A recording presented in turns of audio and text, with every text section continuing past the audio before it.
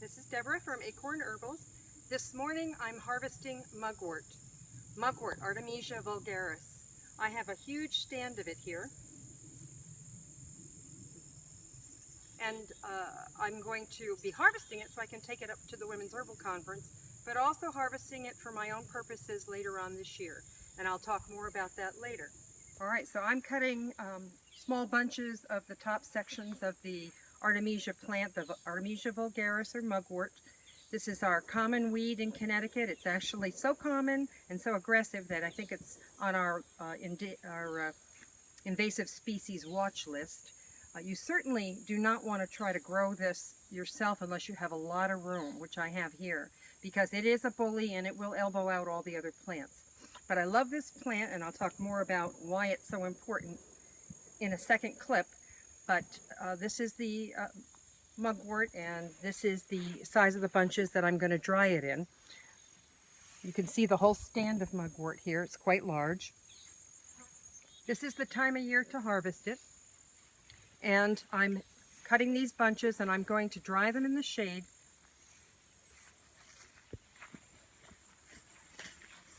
On this tarp. I'll tie them into small bunches, and then I'll make them available to my herbal friends. All right, these bunches of mugwort will be dried for future use. I use a lot of mugwort in dream pillows and dream teas and other herbal preparations. Later on, some of the mugwort will be used fresh in making tinctures. You can identify mugwort pretty well by the fact that it's very dark green on the top of the leaf and very, very gray on the bottom of the leaf. As you can see, the whole pile is showing as gray now because the leaves are showing the underside. It has a very, very distinctive smell. I think of it as kind of musky. There are other descriptions of it, but once you're able to identify this, you'll never forget it because it is so remarkably strong smelling, like all of the Artemisia family. This is how the mugwort looks later in the afternoon. I harvested it this morning around 10:30 in the morning after all the dew was off the plants. Today happens to be in the 70s in Connecticut and dry, not a humid day.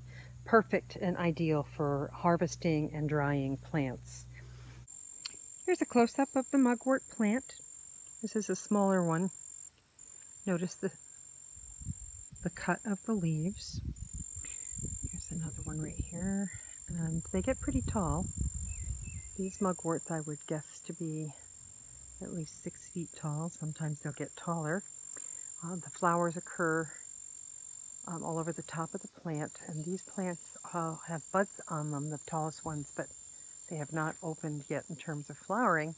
And that's good because in August we want to cut them before they're fully flowered, ideally, although there's many uses for mugwort, so it's possible to cut them at various points. I know people who eat the young shoots in the spring and make spring tonics out of the plant in the spring, mixing it with nettles and chickweed in a vinegar menstruum.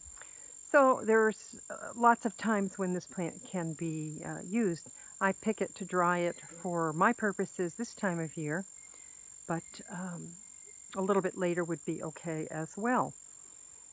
As with all plants that you might not be familiar with, you need to have a good guide for identifying them. There are mistakes that can be made with look-alike plants, and I think that Newcomb's guide to identifying plants is the one that I rely on heavily when I really do not know a plant well. Of course, it's always great if you have a friend who's a botanist. And when it comes to using plants that are new to you, the more references you have from good sources, the better, because everything has the potential for being problematic to somebody, and some things are problematic to everybody if used in large quantities.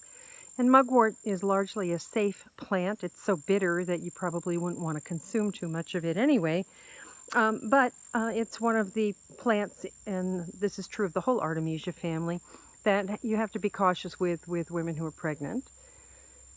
It is a plant that is used to help regulate menstruation, and as such can potentially be a problem for women who are pregnant.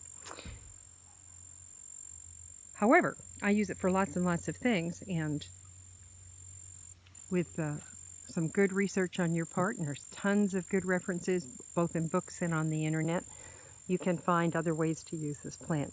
I will post some additional information showing how I make up the various remedies that I make with this plant, and those will come later. Thanks for watching, herbal friends. This video was prepared by my grandson Jacob, and he does all the editing for my videos. This is part of a series of short clips on our friends in the herb world. If you like this video, keep watching, follow me, become a subscriber. You'll see these videos posted now weekly as I harvest herbs throughout the season.